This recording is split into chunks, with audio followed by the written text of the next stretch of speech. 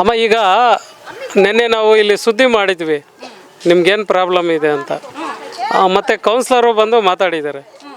ಮಾತಾಡಿಬಿಟ್ಟು 2 ದಿನದಲ್ಲಿ ಕಲೆಕ್ಷನ್ ಕೊಡ್ತೀನಿ ಅಂತ ಹೇಳಿದ್ದಾರೆ. ಆದರೆ ಈ ಬೇರೆ ನ್ಯೂಸ್ ಚಾನಲಲ್ಲಿ ಅವರು ಏನು ಪ್ರಾಬ್ಲಮ್ ಇಲ್ಲ, ನಮ್ಮ ವಾರ್ಡ್ ಚೆನ್ನಾಗಿದೆ, ಎಲ್ಲ ಅನುಕೂಲ ಇದೆ ಅಂತ ಹೇಳಿದ್ದಾರೆ. ಇದ್ರ ಬಗ್ಗೆ ನೀವೇನು ಹೇಳ್ತೀರಾ? ನಾವು ನಿಮ್ಮ ಹತ್ರ ಏನಕ್ಕೆ ಹೇಳ್ತಾ ಇದ್ರಿ?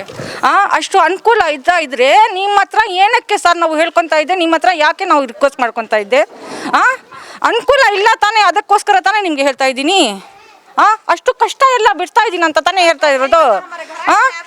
ನಮ್ಮ ಮನೆ ಮುಂದ್ಗಡೆ ಬಂದು ನೋಡಿ ಅಂತ ಹೇಳಿ, ನಲ್ಲಿ ನೀರು ಬರ್ತಾ ಇರೋದಂತ ತೋರಿಸಿ ಅಂತ ಹೇಳಿ ಸರ್. ಆಮೇಲೆ ನಾವು ನಂಬ್ತೀವಿ ಸರಿಯಾಗಿ ಮಾಡ್ತಾ ಇದ್ದಾರೆ ಅಂತ. ಇಲ್ಲ, ಇಲ್ಲಿ ತಿರುಗಿ ಕೂಡ ನೋಡಲ್ಲ ಯಪ್ಪ.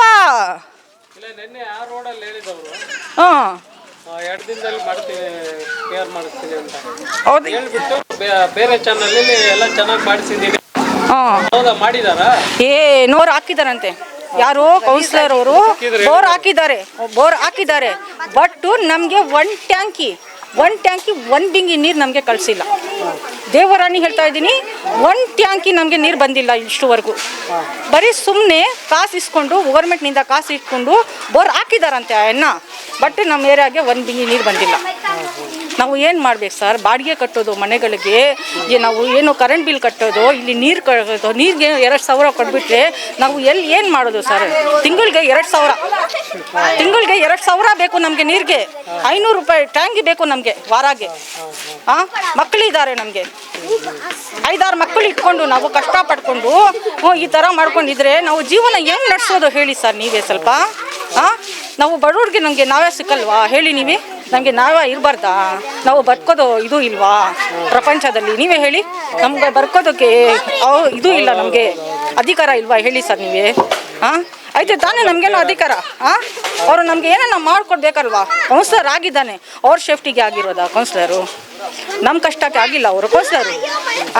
ಅವ್ರ ಸೇಫ್ಟಿಗೆ ಮಾತ್ರ ಆಗಿರೋದು ಅವರು ಕೌನ್ಸಿಲರು, ನಮ್ಮ ಕಷ್ಟಕ್ಕೆ ಆಗಲ್ಲ ಅವರು. ಹೇಳಿ ಸರ್ ನೀವೇ.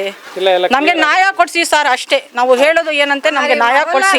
ನಾವು ಬಡವರು, ಇಲ್ಲಿ ನಾವು ಕಷ್ಟಪಟ್ಟು ಬೀಡಿ ಸುತ್ತಿ ತುಂಬ ಕಷ್ಟಪಡಿ ಇಲ್ಲಿ ನಾವು ಬದುಕ್ತಾ ಇರೋದು. ಅದಕ್ಕೆ ನಮ್ಗೆ ಬದುಕಕ್ಕೇನೋ ನೀರಿಗೆ ವ್ಯವಸ್ಥೆ ಸ್ವಲ್ಪ ಮಾಡಿಸ್ಕೊಡಿ. ನಮಗೆ ಇದು ಚಿರಾಂಡಿಗಳಿಗೆ ವ್ಯವಸ್ಥೆ ಮಾಡಿಕೊಡಿ. ನಮ್ಮ ಮಕ್ಕಳಿಗೆ ಜ್ವರ ಬಂದುಬಿಟ್ರೆ 1,000 ರೂಪಾಯಿ ನಾವು ಇಟ್ಕೊಳ್ಳೋಕ್ಕೆ ಆಗಲ್ಲ. ಗೌರ್ಮೆಂಟ್ನಲ್ಲಿ ಹೋಗ್ರೆ ಗೌರ್ಮೆಂಟ್ ಹಾಸ್ಪಿಟಲ್ಗೆ ಹೋಗ್ರೆ ಕೂಪನ್ ಕರೆಕ್ಟ್ ಕೊಡಮ್ಮ. ರೇಷನ್ ಕಾರ್ಡ್ ಕೂಡ ಇಲ್ಲ ಸರ್, ಮಾಡಿಸ್ಕೊಡ್ತೀನಿ. ಎಷ್ಟು ನಾವು 4 ವರ್ಷದಿಂದ ಇದೀನಿ, ಹೇಳ್ತಾನೆ ಇದ್ದಾರೆ ಮಾಡಿಸ್ಕೊಡ್ತೀನಿ. ಅಯ್ಯೋ ಇಲ್ಲ ಸರ್, ನಮ್ಮ ಹತ್ರ ಯಾವ ಏರಿಯಾದು ಇಲ್ಲ ಸರ್.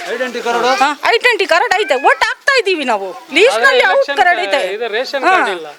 ಆ ಕೌನ್ಸಿಲರ್ಗೆ ಹೇಳಿದ್ದೆ ನಾವು ಬಡವರು, ನಾವು ಮಾಡ್ಕೊಂಡಿಲ್ಲ ನೀವು ಸರ್. ನಮ್ಗೆ ಯಾರೋ ಮಾಡಿಸ್ಕೊಟ್ರೆ ತಾನೇ. ಅಲ್ಲಿ ಹೋದ್ರೆ ಸ್ಕೀಮ್ ಆಗ್ಬಿಟ್ಟಿದಮ್ಮ.